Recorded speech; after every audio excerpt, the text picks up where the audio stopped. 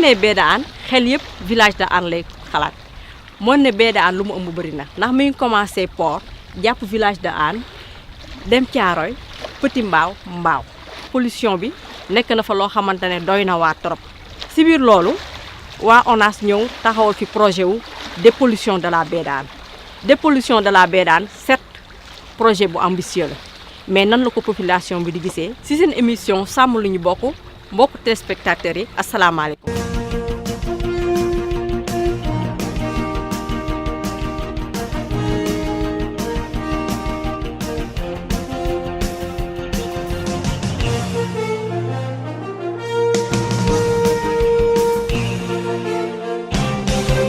asalaamaaleykum mbokk Sénégal seen émission sàmm lu ñu bokk mi ngi fas yéene tey ñëw waxtaan ak yéen ci dépollution wu beewu Hann ci biir loolu la ñuy recevoir directeur général ONAS monsieur Alioune Badara Diop monsieur Alioune Badara Diop salaamaaleykum. maaleykum salaam maa ngi nuyu aussi auditeurs yëpp yu ñuy seetaan. ñu teg ci monsieur Amary Seck nekk coordinateur du collectif pour la défense des intérêts de Petit Mbao monsieur Seck salaamaaleykum. maaleykum salaam ñu lay dalal. keneen ki nekk nii sama wet nekk Mbacké Seck ñëpp xam ko mu nekk président association des riverains de la Béda Hann Mbacké Seck tey itam dafa ñëwaat nekk suñu porteur de voix ci biir émission sàmm lu ñu bokk Mbacké Seck salaamaaleykum. maaleykum salaam. pour ñu jublu balaa ñuy sori ci débat bi dañuy njëkk a dem ci DG mu expliquer ñu lan mooy projet wu Béda Hann. waaw merci beaucoup madame maa ngi nuyu aussi ñi ma fi toogal sama monsieur Mbacké Seck ak monsieur Amary di nuyu aussi auditeurs yi nuy seetaan yëpp. projet dépollution Béda Hann xëy na ku koy dégg tur bi yenn saa yi di wax li projet bi signifié ndax projet la boo xam ne day def assainissement collectif buy doore port mën nañu wax ba romb sax Mbao xëy na phase bii ñuy def moom mooy yam Mbao mais projet assainissement collectif la boo xam ne suñ si paree mën nañu wax ñëpp ñi xam ne ñoo ngi dëkk si booru géej ñu commencé si port autonome de Dakar kenn dootu jël sa ay ndox yoo jëriñoo ba pare verser que directement dans la mer dina am un réseau bu leen di collecter yóbbu ko ba benn station d'épuration donc prévoir defar Petit Mbao ñu traité eaux usées yi ba mu mën a am mën nañu wax melukaay boo xam mën nañ ko sànni ci géej gi ñu sànni ko ci géej gi aussi sur une longueur de 3 kilomètres 3 kilomètres yooyu aussi loolu yëpp ñu wax léegi décidé wuñ ko nii dañ def ay études def ko par ay étapes étude bi d'abord mission A mu wane de manière générale li ñu war a def mission B bi moom moo dem étudier lépp ba xelal ay beaucoup de variantes yooyu ñu étudier ko tànn benn muy mission C bi mission C boobu bi ñu ci eggee mën nañu wax daan am benn collecteur bu mag bu war am pour diamètre lu jege 1 mètre boo xam dina long wu sur 15 kilomètres collecteur boobu lépp loo xam ni moom la ñuy collecté ci eaux usées ci lay nekk pour que itam collecteur bi mën a yóbbu ndox mi maanaam di jóge port ba fi ñu war a def station d'épuration muy Petit Mbao dina am lu war mat juróom-ñaari station de pompage yuy pomper ndox bëgg nañu tamit ci projet bi kër yi nekk ci zone bi 90% maanaam suñu jëlee fukki kër lu mu bon juróom-ñeenti branché wu ci réseau bi projet aussi amoon na beneen étude maanaam ñu xool fan la ñu yóbbu ndox mi suñ ko sànnee ci géej gi ba du dellu ci mooy li tubaab di wax étude courantologique boobu aussi def nañ ko étude boobu bi mu paree moo nu xaymaal ni war na ñu defee émissaire liy nekk ci géej gi war na dem lu mu 3 kilomètres pour que li ñuy sotti bañ a dellu ci étude bi tamit am na beneen partie bu ñuy wax assainissement du port ndax ku ñëw port dafa am partie boo xam ni zone douanière la loolu moo war ñu fa intervenir ak li ñuy wax hors zone douanière bi aussi projet bi ci la bokk ba lépp entreprise yu fa nekk daanu collecter seen eaux usées ku xam bi xam ni dafa am ay dëkkukaay am aussi ay industrie projet bi aussi dafa boolewaal li ñuy wax assainissement industriel maanaam bépp industrie bu fi nekk dootoo jël sa ndox bi nga jëriñoo ba pare sotti ko directement si géej même soo koy sotti sax suñu réseau bi daa ko traité benn traité ba pare doo ñu koy indil te ku ko deful itamit état bi teg na ay loi ak règlement si loolu maanaam daal si gàttal pour introduction mën nañ wax loolu mën nañ ko xamee comme ni ñu natte daal le projet de dépollution de la baie de Hann. jërëjëf DG monsieur Amary Seck nan nga gisee projet boobu. pour man dafa am ay préalable yoo xam ne moom moo jiitu ci projet bi loolu su ma gis-gisu bopp la parce que tey boo demee zone bu mel ni Petit Mbao zone la boo xamee ni que géej gi soxor na soxor boo xam ne mu ngi avancé façon boo xam ne ñun jàpp nañ ne fa ñu war a def centre d'épuration wala fa ñu ko bëgg a def lii jiitu woon mooy jéem a lutter contre l'avancée de la mer. ñu jàll si Mbacké Seck mu explique wax mi moom tam lan la xalaat si projet bi. waaw maa ngi rafetlu jotaay bi trop parce que lu raar la kilifa bu yor projet bi toog ak ña nga xam ni ñoom ñëpp projet bi kii di wax ak ñoom bi ci gouvernement bi tàmbalee wax daanaka le 19 février 2002 la mais boobu ba léegi jotaay bu mel nii ñu toog directement ak directeur bi ñu soog a am parce que nag dara ump ñu fi li ñuy fàtte rek mooy projet bi ñun ñi dëkk ci baie de Hann bi ñoo gis yàqu-yàqu ñuy wax léegi ni ko Amary waxee ak directeur napp bi demeetul noonu kenn mënatu fi sangu kenn mënatul xool géej gi salte bi di jóge fu ne loolu dafay wane nag yàqu-yàqu bi nekk fi jéggi na dayo parce que boo demee ci wàllu santé yàqu-yàqu bi feeñ na ci dispensaires yi nekk Yaraax nekk Caaroy nekk Mbaaw yàqu-yàqu tefes bi li muy def ci wér-gu-yaramu nit ki leer na ci wàllu économie parce que ñiy dem géej Amary wax na ko fii ci baie de Hann bi fii la jën yi di nenee fii la jën yi di ndaw yi juddoo fii la jën yi aussi di ñëw di nem si donc ñun bi ñuy nekk xale bu mbaal amee dañ koy xëcc une semaine jën bi du jeex léegi nit ñaa ngi jóge Yaraax jóge Mbaaw jóge Caaroy dem mbaali ba Elinkine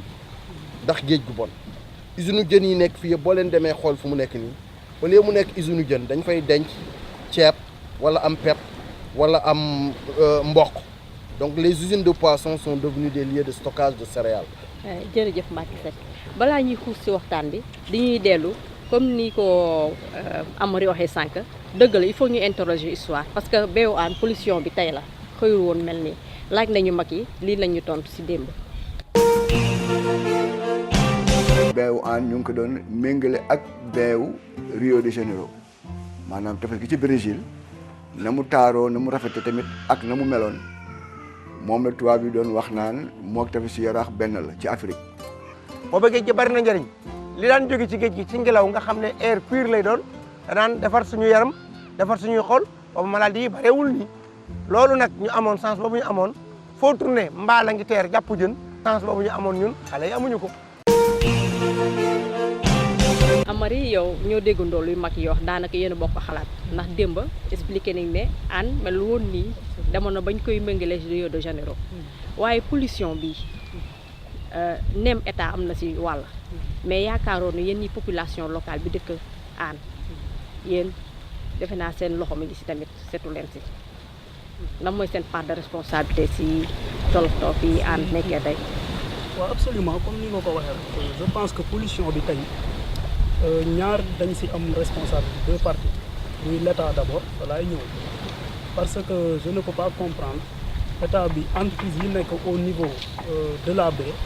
état bi di leen bàyyi ñuy déverser directement dans la mer sans traitement loolu du yoon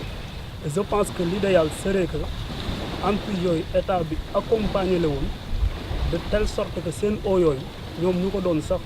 recycler di ko réutiliser moo gën ñu koy déverser directement en mer loolu c'est pas normal bu dee côté population yi li nga xam ne moom mooy seen responsabilité kër yi tey daanaka ku si fóot ba pare wala nga raxas ba pare wala nga am sa mbalit ngay dem directement nga tuuri ji ko géej loolu aussi tamit population yi la mais état bi aussi daf si am beneen part de responsabilité si kaw loolu parce que bu doon nekk état bi jàppale na population yi utal leen ay moyens pour ñu débarrasser wu si mbalit moom bañ ko sotti si mbeddem wala si géej gi yaakaar naa loolu doon. DG lan mooy sa xalaat si loolu. yàlla dafa def sax préoccupation yi muy wax déjà c'est tenu en compte moo jox rek bi nga mujjee mooy responsabilité état man je vais même aller plus loin dama wax sa responsabilité même de nos partenaires techniques et financiers projet bi su bonoon état du ko accepter mu fiy ñëw président de la république du seetaan même ñu ko fiy def nos partenaires aussi techniques et financiers muy AFD bi contribuer ci financement bi en raison de 30 millions d'euros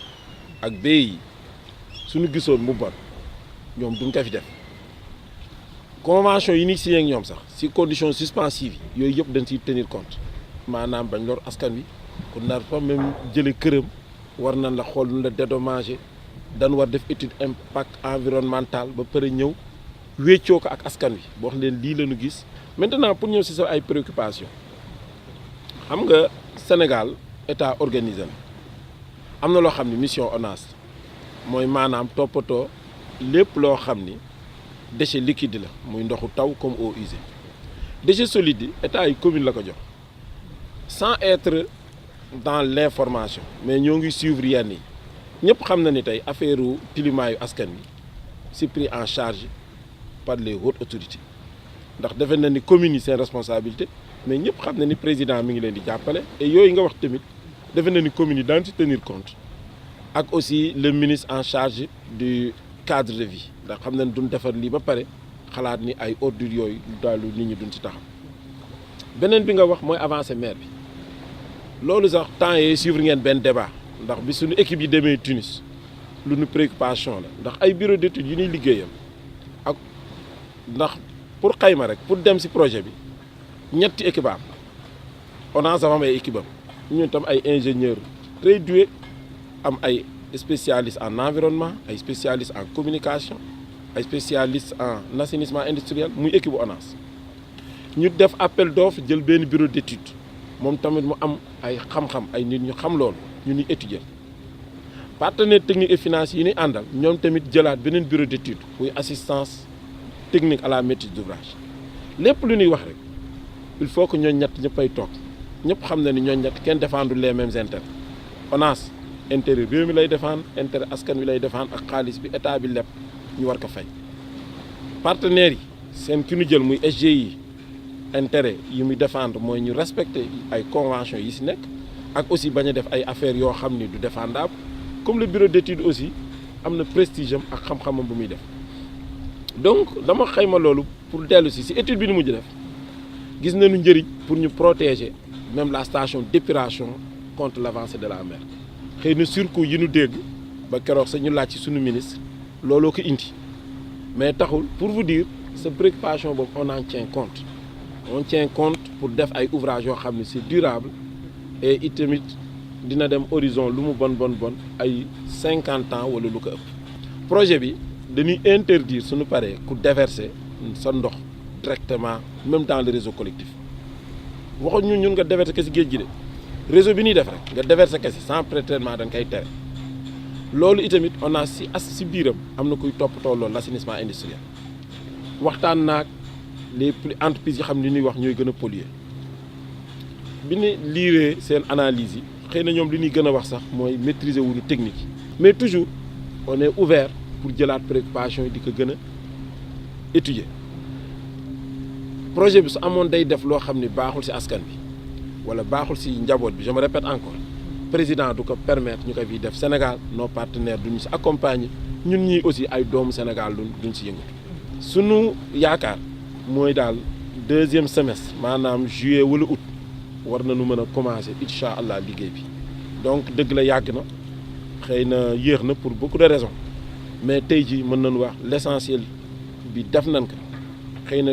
ku étudier ba des ci DAO xel mën na daal ci DAO yi génne ba nu jox ko ñun ko seqal ku nekk jox sa xalaat suñ ñu def DAO définitif lancement wa des jox ko ay entreprise mu mën a doon liggéey. waaw mais déjà yéexaay boobu tam xaw na jaaxal population bi ndax depuis 5 ans nit yi di ci wax projet bi ñu annoncé ko un peu partout lan moo waral yéexaay boobu problème bi c'était à quel niveau. bon am na ñaari côté xam nga waxtaan si dañ koy wax rek benn côté bi mooy amoon na ñàkk déggoo trop te xam nga dara suy door ñàkk déggoo bi am xëy na yenn saa yi mën na yéexal dara beneen bi itamit bureau bi étude bi ñu jëloon xëy na ni ñu ko bëggee woon defewu ko ndax dañ jëkk def appel d'offre jël benn bureau xëy na d'accorduñu après si doxalinam ak yi mu doon laaj mais bi ñu xoolee di waxtaan waxtaan am na fu mu àpp dañ ko résilier bi sax xëy na d'accord gunu ñaata lañ ko war dédommage mais mënatul woon xaar ñun ñu résilier jël beneen bureau d'étude ni ko door a liggéey bi donc mën nañ wax daal yéexaay bi yooyu ñaar la. jërëjëf DG Mbacké Seck pollution moom kenn mënu ko wax te doo xalaat wér-gu-yaram yow mi nga xamante ne yéen a yor association yi fii yéen ban métit moom yan problème ngeen doon gën a am ci côté wér-gu-yaram bi ak ndax lu pollution bi mu posé woon seen ci population bi. waaw may ma dellu si gannaaw rek ci histoire parce que bu ñuy wax tefesu Yaraax il faut ñu comprendre na que léegi bu ñuy wax tefesu Yaraax baie de Hann nekkul Yaraax kese nekkul Caaroy kese nekkul Mbaaw kese juróomi dëkk juróomi communes yu ko wër moo tax ñuy wax li ñu xamoon fii mooy suuf su weex tàll mag mi wax na ko Baye Thierno Gueye tefes gu bari jën ndox mu neex a sangoo parce que mag ñi dañ may wax sax gouverneur u Afrique occidentale française nit ñi demee Saly léegi ca jamono bu génnee palais baie de Hann lay ñëw pour féexlu week-end donc fu gouverneur AOF mun a ñëw foofu setoon na naatoon na donc loolu lu ñu bëgg mu dellu si ci projet bi suuf si weexaat tàll géej gi neex a sangu jën wi dellu si ba mool yi am xaalis parce que dañuy fàttali rek ci immigration Espagne bi Barça wala Barsax ñi ëpp ñu ñàkk seeni doom waa baie de Hann bi muy waa Caaroy muy waa Mbaaw muy waa Yaraax te li ko andi mooy géej gi doxatul usine yi liggéeyatuñu xale yi dem rek moo fi sës donc bu ñu fexee ba loolu dellu si danañu toog wala ba ñuy émigrer tam ci beneen façon lay nekk directeur mu ngi wax sànq que dialogue am na léegi olof yi dañuy wax dëkk bu tas ñàkk waxtaan moo ko tas maa ngi wax fukki at ak ñaar ñu ngi topp ci projet bi Dabo ñun ñu ngi soog a toog ak DG dialogue nag dafa war a am ak ñun ak ñoom mais dialogue entre ONAS ak population bi warul nekk rek na neex directeur Alioune Badara Diop wala na neex Amady ñun dañu bëgg mu nekk lu ñu institutionnalisé noonu ñu defee benn arrêté interministériel pour créer comité de pilotage bu am industriel yi am techniciens yi am waa ministère yi ñun dañu bëgg directeur ñu dugal ci population riveraine yi parce que ñun ñu ngi lay ñaanal yàlla nga progresser mais boo demee ñun fi la ñuy des ñun bu ñu fi desee ba bàyyi dañu bëgg ñi fiy ne fu ñu wootee ci baie de Hann bi population bi mën a ñëw toog parce que dañu seetlu gouvernement buy wax ak sàmm yi dañuy toog buy wax ak baykat yi dañuy toog ñun dañu bëgg fa ngeen toog di waxtaanee baie de Hann technique la mais am na social bi bu doxul dañuy am tardement wax nga ko léegi dañu bëgg nag ci comité de pilotage yooyu ngeen rectifier ngeen dugal ci représentant population riveraine parce que nag lii ngeen di def ñun ngeen koy defal te dañuy wax ni lépp looy def te laajoo ma sama xalaat da nga koy def contre man mais setal sama kër mënoo ko def contre man setal baie de Hann bi mënoo ko def contre ñun mais boo ko defee te yëgoowuñu la amoon Cambérène day yomb fii te bëggatuñ lu mel noonu ci ñàkk waxtaan am ci diggante ku mel ni ONAS war a toppatoo set ak setal nu ñuy saytoo ndox mi ak ndox mu baax mi ak ndox mu bon mi kooku di am ñàkk yëgoo ak population baie de Hann bi muy waa Caaroy muy waa Mbaaw muy waa Yaraax donc loolu daal lan lay ñaan dialogue bi ñu instauré ko mais ñu institutionnaliser ko ñu jalaat arrêté xaw ma mun nañu wax arrêté rectificatif fexe ba population bi ak seeni représentants ñu teew ci li ngay wax ci wàllu santé soo demee ci dispensaire wala centre de santé yi nekk ci baie de Hann dañ lay wax ñetti xeetu feebar moo fa ëpp donc feebaru sëqët bari na fi feebaru biir buy daw bari na ñuy rappeler rek dernière épidémie choléra bi am fii mu ngi démarré presque foofu canal 6 bi nekk canal 6 bi aussi ñuy rafetlu liggéey ba ñu fa def parce que canal 6 ñi dëkk Hann dañuy wax ni mooy le fléau de la baie de Hann mooy ndeyu ñaawteef yi nga xam ne ñoo nekk ci baie de Hann bi yàqu-yàqu yi ëpp solo ci canal 6 bi jógee Colobane ñëw tefesu Yaraax mu ëpp yàqu-yàqu ci tefesu Yaraax bi Alioune Badara Diop ñëwee il faut qu'on le dise si la ñu def pour la première fois un programme de curage du canal 6 génne fi ay milliers waxuma mètres cubes de mbalit mais des milliers de tonnes de matière grasse huileuse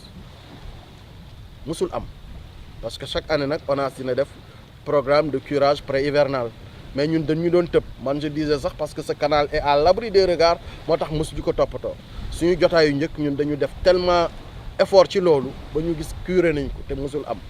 guy gu am ñaari mètres mu ngi woon sax ci biir canal bi un baobab de 2 mètres avait poussé à l'intérieur de ce canal qui n'a jamais été recuré yooyu ay signaux forts la wan ni que mën na nekk ñu setal baie de Hann que canaux yooyu di andi ndox yu bon yu ñu génne ko yaa ngi wax sànq responsabilité population bi naam ñu ngi tilimal mais li tilimal tefesu Yaraax ñeenti mbir la géej gi day andi waak mooy algue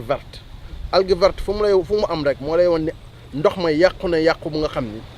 jéggi na dayoo ci dëkk yi ko mën bu waag boobu xëyee teer ñoom dañuy gontu di ko su gontee terre ñoom bu ñu xëyee dañ koy dindi parce que am na ñuy wax sax gaz bi siy génn méthane boobu c'est un peu mortel te ñun Yaraax si la ñuy foo Mbao si la ñuy foo mois de janvier day génn lu bari loolu source de pollution la. système de ramassage des ordures dans les différents villages des na amélioré nañ ko nag ba yegg fréquence 4 nga xam dina ñëw ñaari yoon ci bés bi mais des na parce que suñu mbedd yi dañu xat ba léegi camions yi am na fundul yegg mais projet Sen Environnement wan nañu loolu mën nañu ko dindi li gën a yàq tefesu Yaraax te duñ ko gis mooy ndox yu bon yi ñëw di jóge fu ne nag ci dëkk bi parce que code de l'environnement dafa wax ni bala ngay sotti am ndox fenn ci géej wala ci dex da nga ko war a segg bi amul woon parce que ONAS amul woon réseau différencié léegi directeur daal na suñu xel ci loolu mais directeur tracé bi jaaxal na ñi nga xam ne ñoom ñoo dëkk Caaroy fan lay jaar yan kër la ñuy toj nu muy demee jaaxal nañu loolu. Mbacke loolu dinañ si dellu si dañuy dugg si suñu deuxième rubrique bi fi tey doogu ñëwaat si loolu. ndox bi daal sëñ bi niñ koy dundee maanaam ñaaw na trop rafetul quoi parce que da ngay jugee sa kër war a jéggi pour dem ci tefes gi am loo soxla ak yooyu mais pour nga jéggi sax problème lay doon yenn saa yi nga gis ku daanu ci ndox mi mën nga si jëlee feebar mën nga si jëlee lu nekk. waa ñaaw na trop fu mu nekk nii tefes gi kenn mënut fee taxaw sangu kenn mënut fee ñëw dugg ci tefes gi il faut nga sori dem ba côté Yaraax na la ca kaw. toppatoo bañ ko doon def moo fi amatul parce que bu ñu ñëwee jël mbalit yi di ko tuur si biir géej gi muy teer si fii ci Yaraax ndax fii mooy bras de mer bi moo waral léegi géej gi salte waay bii mu salte ko. ndox mi ndox lu ne nee nañ ay ndoxu hôpital yeeg fu ne jaar na fu ne Grand Dakar fu ne jaar na fa ñëw fii ñii nii xam nga tey jii nii waa Yaraax benn mille am 3 canal dafa bari loolu baaxul comprendre canal yëpp dañuy sotti si Yaraax fii nii xam nga loolu baaxul si ndox mi. lii moom àndul ak wér-gu-yaram daal ndax xam nga mbalit moom dañ ko war a tuuri palaasu mbalit bu dee jën ñu def ko bàyyi ko mu dugg ci géej gi sax jën yi di ci lekkaat di ci mën a dund mais bu dee mbalit moom dañ ko war a génne. ñoom ñëpp seen wàkk yi day dem ci géej surtout maa foofu ma la wax te booba yooyu loolu amu fa waaye boo demee rigole ya ña nga fa kon seet gën doon si yéen mën a wax démb du bokk gu tey. waa DG ñoo ko gisandoo gis nga population bi seen préoccupation parce que vraiment bee bi sonal na leen trop dañu doon xam nag bugg a xam démarrage effectif travaux yi bu dépollution BOAN. ñun suñu planning incha allah juillet bëgg nañu ñu poser première pierre bi xaw ma nag su boobaa kan moo koy poser si c'est le président de la république wala notre ministre ou ku fi yàlla wala loolu ndax études yi léegi fi ñu toll mën nañu wax yëpp pare na rédiger DAO la ñu nekk partager ak suñu partenaires yi te loolu bëgg nañ ko régler entre janvier février suñu lancé appel d'offres international xëy na si 2 mois 3 mois luñ si war yëpp daan ko si def ba def les attributions suñu paree ñu mën a door liggéey bi dëgg la xaar bi yàgg na lu ñuy wax depuis 2002 je pense lañ def projet bi am na financement effectivement ni ko Mbacke waxee depuis 2009 5 ans la waroon durer xëy na yéex nañu ba 5 ans yi jot a dooruñu mais heureusement nos partenaires muy AFD ak BEI comprendre nañu ba restructurer prêt bi joxaat ko yeneen 5 ans donc yaakaar nañ nag loolu ñu dooree signé ci fin 2014 bi ñu 2015 bëgg nañ ko door te liggéey yi li si gën a yàgg 24 mois la dëgg la day am loo yu bare canal 6 bi ngay wax sax mi ngi si benn looy canal 6 bëgg nañ lu ñuy wax asséchec asséchec mooy bépp branchement bu fa nekk day daj li siy des pour yóbbu ndoxu taw rek la su tawee ça fait partie d'un des lots benn lot bi intercepteur bu mag bi la beneen lot bi station bi épuration bi la beneen lot bi émissaire en mer la de 3 kilomètres beneen lot bi nag mooy réseau secondaire yuy dugg si koñ yi ak branché kër yi loolu itamit lu tax ñu xayma ko loo yu bare loolu yëpp c'est pour gagner si temps bi bëgg nañ daal suñ ko dooree 24 mois projet bi ñu pare ko woowaat itamit incha allah autorités yi ni leen pare na ñëw leen li ñu sant dénkoon tey. jërëjëf Mbacke Seck il faut ñu dellu si waat si waa Thiaroye parce que yow yaa ko souligné parce que waa Thiaroye suñu fekkee ne projet bu ñu commencé ñoom adhéré woon nañu carrément si projet bi ñu jékki-jékki den dégg si rajo yeex yooyu ñuy coow wax yooyu ñoom seen niveau d'implication si projet bi fan la toll di ñu comprendre carrément wala da ngeen yan xeetu problème ngeen am. Thiaroye quartier bi tudd Ngandiaw moo ëpp lu mu wax ni comprendrewul projet bi mais il faut ñu defaat historique un peu de ce quartier. Ngandiaw mooy quartier bu nga xam ni problème mu plomb bi foofu la amoon mooy plomb bi nga xam ni rayoon na xale yu bari ñu ngi jaale seen famille ñooñu bu lu mel ni ñëwaatee dal seen kaw aussi dafay xaw a doy waar compréhension bi dafay jafe et tubaab day wax on ne peut pas aimer ce qu'on ne comprend pas donc 40 mètres ñu rëdd ko ci tuyau bu nga xam ni 1 mètre la dafay jéggi dayoo si dañu jóg nag naturellement wax ni il faut lii leer mais man fekke naa ay jotaay yu nga xam ni président Frayu Thiaroye ma nga fa woon notre ami Assane Gueye nii Amary mele Thiaroye man ma mel ko Yaraax noonu la mel Thiaroye fekke na ay réunion fekke naa aussi maire Thiaroye lu bari ci projet bi muy wax ni restructuration Thiaroye dañu ko war a def di ko demander ni ñuy defee restructuration Petit Mbao def restructuration Hann muy demander loolu mais lu war a mën a ñëw la donc incompréhension ak communication interne bu jàllul moo am Thiaroye mais ni DG wax léegi dal na xel dafa jaadu mu am explication directe parce que relais yi ñu amoon foofu xëy na seen communication doyul wala ba ñuy wax ak nit ñi yaa 3 ans 4 ans dégg-dégg bi demeewul noonu mais ba croix yi ñëwee ci kër yi nag ku nekk day jaaxle c'est important que ce volet restructuration ak gestion foncière xam nga suñu dëkk Lebu yi rek bu laal suuf amee rek coow day am. jërëjëf Amary Seck yow lan mooy sa xalaat ci loolu. waaw léegi bu ma laa wax tuuti sama xalaat. damay wax ne d'abord comme ni ko DG waxee cadre bu mel ni jafe woon na au début parce que ñun dañu waxoon ne que du ñu toog ak kenn waxtaan kon tey bu ñu demee ba toog waxtaan bi am dañ siy sant yàlla mais ñun ñoo am cas bi xam ne moo doon cas bi gën a particulier parce que station d'épuration bi fa lañ ko nar a def bon am na si loo xam ne bu ñu ko dundee xam ko da ngeen ñuy may ñu wax ko. Effectivement, comme ni mu wax arrêté interministériel boobu c'est le numéro 9568 du 4 novembre 2010. Absolument. Effectivement dañu ko def boolewuñu ci population yi alors que nag les concernés direct ce sont les populations dañu si waroon boole. bi ci des aussi le 6 janvier 2012 ba ñuy monter commission boobu moom son prédécesseur dafa waxoon wax joo xam ne dafa am solo pour man parce que dafa ne ñoom waa ONAS mënuñu traiter ay eaux industrielles donc il faut que ñu am ci beneen expérience ba bëgg a laaj directeur ndax tey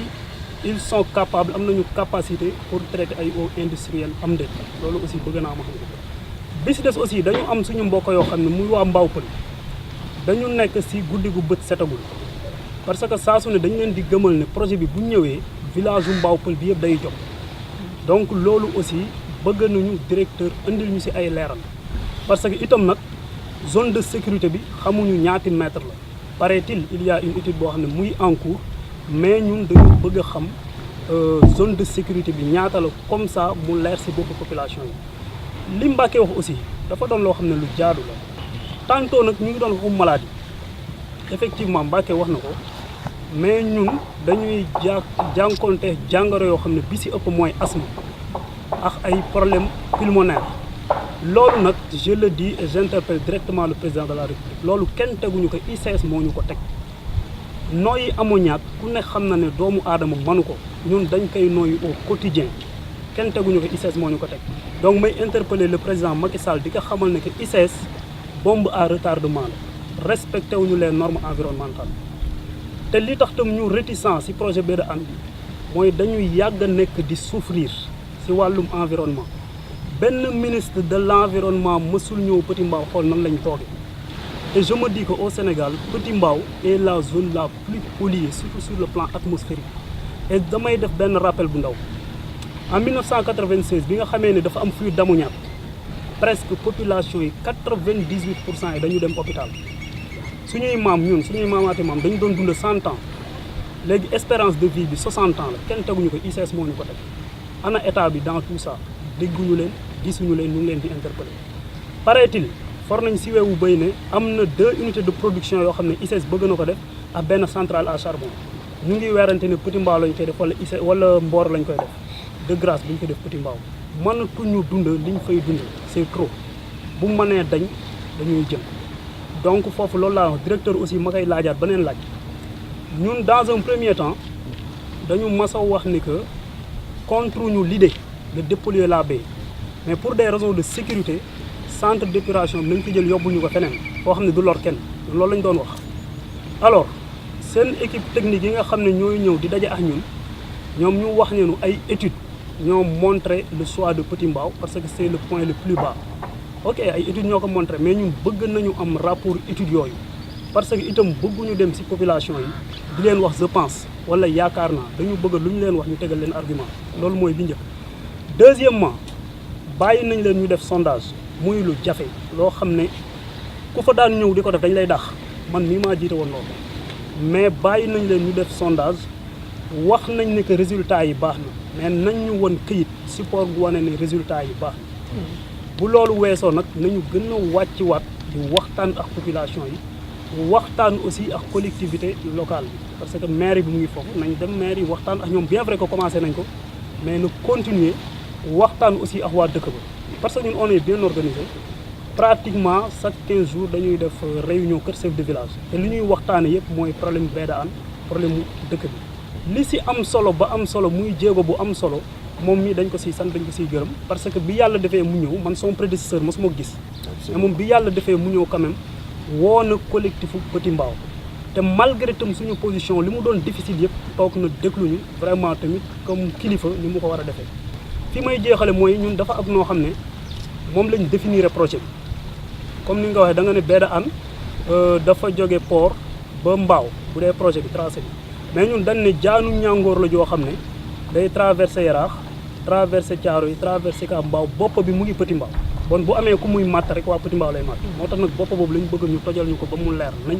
ñu xam les tenants et les aboutissants du projet.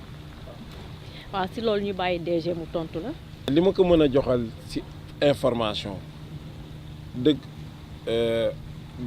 premièrement y a le problème bu ñu wax traitement des eaux industrielles effectivement ONAS amu ko woon bi di def projet bi mais léegi doomu Sénégal yi fépp lañ dem di jàngi di am xam-xam aujourd'hui am nañu ku koy toppatoo ci ONAS l'assainissement industriel te mi ngi nii toog monsieur Thiam si ñu ma accompagner la jokk bépp buy xam-xam bu ci nit war a am na ko ci taxul yi tamit comme ni ma wax sànq rek ñun lépp lu ñuy def daanu jël ñetti junj wala ñaar pour am ay idées contradictoires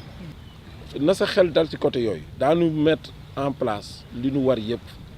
pour que les eaux industrielles soient traitées de la même manière que li am en Europe que li am ay yeneen dëkk yi du ñu def lu gën a tuuti lool taxul de fii géej la Paris ku fa dem ñu ñëpp xam ne ni dex la Seine yenn côté yi sax du dex ku ndaw la mais nan mën a traité seen ndox ba def ko si ñun daan def effort boobu ba mu am fii l'arrêté ministériel dellu si naa si nee naa la tout à l'heure wax nañ ko si copil bi ba ministre instruire nañu ñu liggéey si incha allah loolu lu ñuy def la dans les meilleurs délais la station d'épuration impagam wax la fii lay yem loolu mënaguma si tontu mais xamal ni étude d'impact environnemental et social yu ñuy def conclusion bi dañuy ñëw foofu woo leen ONAS toog ngeen toog ñun leen étude bi lii la indi projet bi su waree nekk fii ak fii lay yem du dara du am ma dalal sa xel du am lu ñuy defantu di nëbbantu wala et je le dis ici à Amary bu leen si am inquiétude ndax études yi ma lay wax ak référence yi ma lay wax du lu xëy na sax soo wóolul ONAS du lu ONAS def mais yu ay ONU def la muy organisme mondial step bi ngay wax itamit bu ko woowee bopp jaan station d'épuration mën nañu dëkk ak moom mën nañ ko defar fii ñu dëkk ci kaw mën nañ ko def fii mu nekk rez-de-chaussée waaw peut-être waaw mooy ki nga wax ci Maroc mën naa jox sa nga wax ngeen Maroc te incha allah sunu ambition mooy duñu def lu gën a tuuti lu sunu ay nawle di def loolu je le dis ici fortement mooy ambition wu état bi mooy ambition wu ministère mooy sunu ambition. si loolu la ñuy jàll si troisième rubrique li fi tey lu ñu war. Mbaaw la ndax wax Mbaaw rek wax bànneex fii ay tool ñoo fi doon nekk ay lu ne am ci tool yi ñu koy dindi di ko jëriñoo boo doon xëy di dem marché doo jënd dara waaye lépp si tool xur yi lay jóge loolu yëpp léegi amatuñu ko noyeetuñu ndoxu sinu der moom moo fi nekk usine boobu moom wax usine bi nekk ci biir Zone France ndox lay sànni ndox usine meewa nga fa ndox lay sànni usine tamaate nga fa ndox lay sànni fii yëpp boo fi ñëwoon ndox mi ñëw fii yëpp dafay nekk dee fees dell kenn du noyyi kenn doo am foo amee jàmm cuuraay amatuñu ko nit fu mu nekk fu ne war na faa noyyi war na faa féex. waa koñ bi waroon nañu def daal mobiliser pour jéem a toog waxtaan ñi nga xam ne ñoo yor matuwaayu ndox ñu jàppale ñu ci lu mel ni ONAS soxla nañ daal ku ñu ci jàppale trop fu mu nekk daal sonn nañ. dañ doon envoyé directement ndox mi ñu am ni ci égout bi mais dañ doon gis ni que dañ daan am souvent ay problèmes ak environnement donc ñu décidé jënd machine bi nii 85 millions lañ ko jëndee à peu près donc pour que léegi ñu traité suñu ndox pour que ñu koy envoyé ci réseau bi ndox bu leer donc ndox bi ñuy envoyé nii directement géej la jëm donc là fi mu nekk nii gis nañu que ni dinañu permettre ñuy récupérer produit une partie du produit bi dem ci égout bi donc dina valoriser un peu yenn rejets yi quoi donc en plus de ça dañuy def ay économie ci ndox bi ñuy gi parce que dañuy permettre ndox bi ñuy rejeter ñu mën ko utiliser feneen ba pare dañuy soulager ak taxe environnement yi ñuy am donc léegi suñu taxe yi nag wàññeeku bu baax a baax vraiment solution la boo xam ne am na njëriñ trop pour ñun ko. géej gi nekkul géeju Mbaaw nekkul géeju Yarax nekkul géeju Thiaré mais géeju Sénégal yëpp la donc li ñuy bañ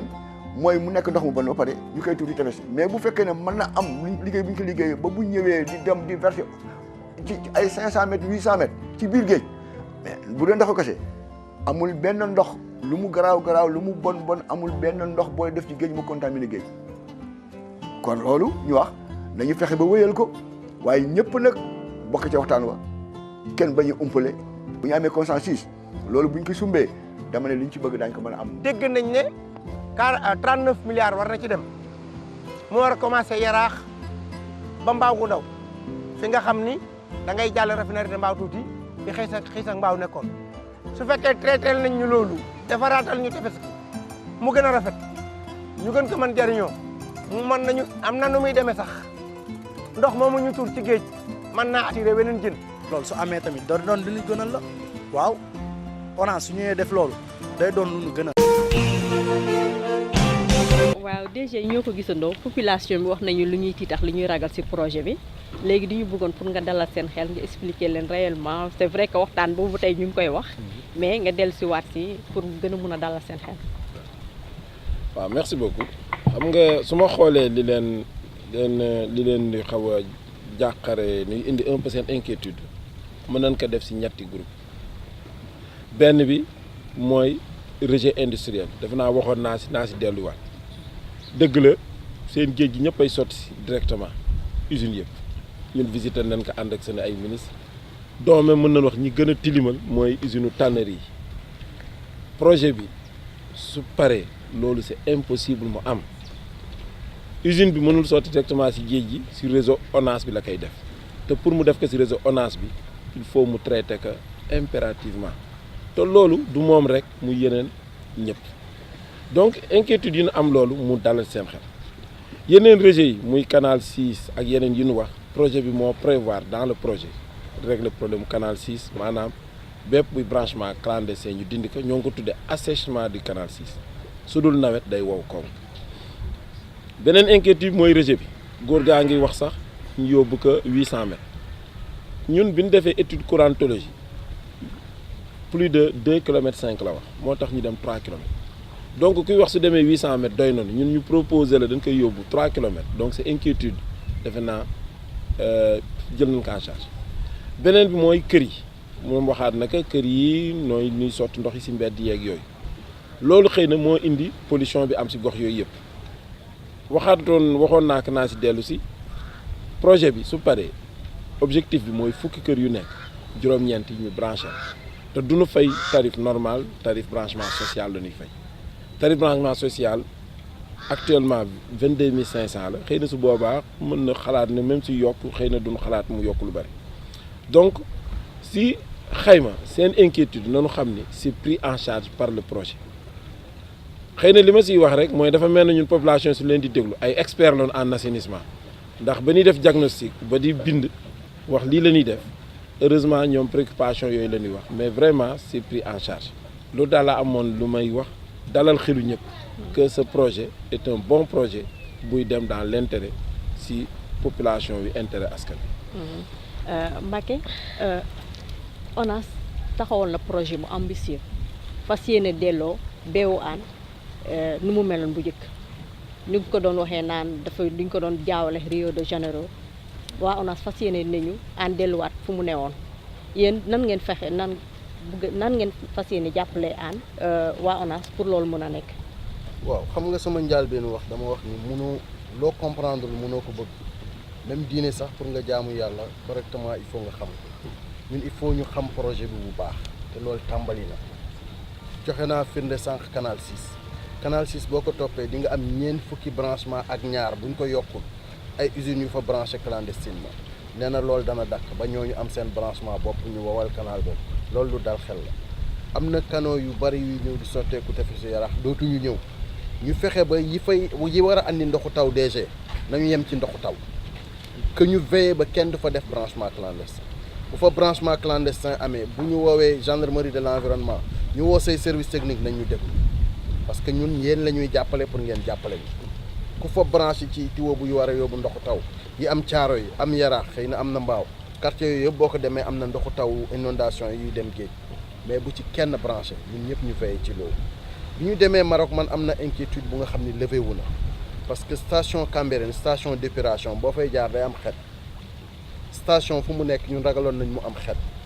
gis naa biir Maris station bu ñu fa defaraat ba amatul xet gis naa aussi ci corniche bi station bu ñu fa defar nit ñi di daw autour ba amul xet bi ñu demee fële ci Fass ci Maroc ba dem julli ji fa sax àjjuma station bañ fa dem rëy na trop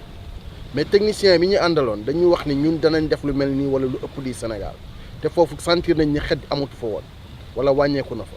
Amari wax na ko bi ñu demee Tanger ci kaw station la ñu defee cocktail fa la ñu defalee ay projection film fa la ñu waxtaanee donc xet boobu nga xam ni doon naa ko ragal parce que damay sentir xetu Cambérène bu ko ngelaw li uppee mu ñëw ba sori pour man doon naa ragal loolu fa ñuy def station bi donc bi ñu demee Maroc aussi loolu lu nga xam ni voyage bi permettre na inquiétude boobu ma amoon mu levé wu lu ñuy ñaan daal di ko tëjee mooy directeur waxtaan ak population bi du doy waxtaan ak kilifa yi du ñu doy ay village traditionnel la am na ay autorité coutumière am na autorité locale am na aussi mouvement associatif yi parce que AFD dafa tenir en compte les acteurs non étatiques ñun ay acteurs non étatiques lañ mais dañu organiser wu bu ñu organiser wu nag c'est pour yombal leen liggéey bi Amara li muy wax boppam taxul mu koy wax ñun ñii ñu mel ni man Yaraax nga xam ni ñaar fukki at ak lu ko ëpp ñu ngi ci combat bi defaluñu ko seen bopp donc bu ñu koy defal suñu dëkk il faut ñu dégluwante ba ñun li ñuy wax seen yéen la ñuy jàppale ci liggéey bi parce que beeda aan bu setalee samay doom ñoo fay sangu beeda aan bi baaxee suñuy mool ñoo fiy napp beeda aan bu usine yi dellu see ñun ñoo fay liggéey loolu moo tax nag yenn saa yi suñu wax di dëgër mais lépp ci bëgg a defar la donc daal ñu ngi rafetlu émission bi bu baax. jërëjëf Amary si yow la ñuy tëjee DG wax sànq si biir ay waxtaanam expliqué na nee na usines yi nga xamante ne ñu ngi nekk wetu aan dinañ fexe ba jël ay mesures ba nga xamante ne du ñu déverser seen saleté yi si biir parties yu dépolluer ba pare mais usines yooyu suñuy déverser dafa ànd ak complicité population de base bi yow mi nga xamante ne yow yaay gérer collectivité nan nga fas yéene taxawee ba yooyu dootul am parce que tamit il faut que tam ngeen mun si état bi si jàppee yéen tam ngeen am taxawaay bu ngeen kii pour loolu mun a dañ définitivement. waaw jërëjëf soxna si loolu moom yaakaar naa mosuñu si jox suñu côté Mbao bépp entreprise boo xam ne gis nañ la ngay déverser naka su dul noonu attaqué nañ la ay yoon donc loolu mosuñu si dellu gannaaw donc bu fekkee tamit tey état bi moo ñëw fekk ñu saxe bu bëgg ko jëmmal lu ñu def aussi lu dul sant yàlla bu baax a baax maintenant dellu rek di leen ñaan nañu dégluwaat population yi bu baax tenir en compte seen ay préoccupations fu si mel ni Petit Mbao de ñu ngi def li ñuy wax penco actuellement ñu ngi penco di defar benn kayit boo xam ne incha allahu rabbi Petit Mbao ñoo koy def ñun ñëpp bu ñu paree jébbal ko le directeur de l'ONAS incha allahu rabbi lépp loo xam ne ay inquiétude la daañu ko posé bu ñu andilee nag ay réponses yoo xam ne réponses yu satisfaisantes la maintenant ñu am benn taxawaay waaw mais loolu moom xam naa si kanam lay am incha allah rabbi pour jeexal rek ñu dimbali ñu si ICS te yàlla tax. incha allah respect aux normes de l'environnement. jërëjëf mbokku téléspectateurs yi si loolu la ñuy gërëmee suñu invité yi si biir loolu ñun tam ñu ngi leen di remercier si seen disponibilité ñëw xam naa waxu Béda Hann moom du jeex del si waat si yeneen fànn gën ko approfondir di gërëm waa Dacia mooy restaurant bi ñu accueillir tey ñi ngi gërëm tout le monde di leen jox rendez-vous à bientôt. jërëjëf.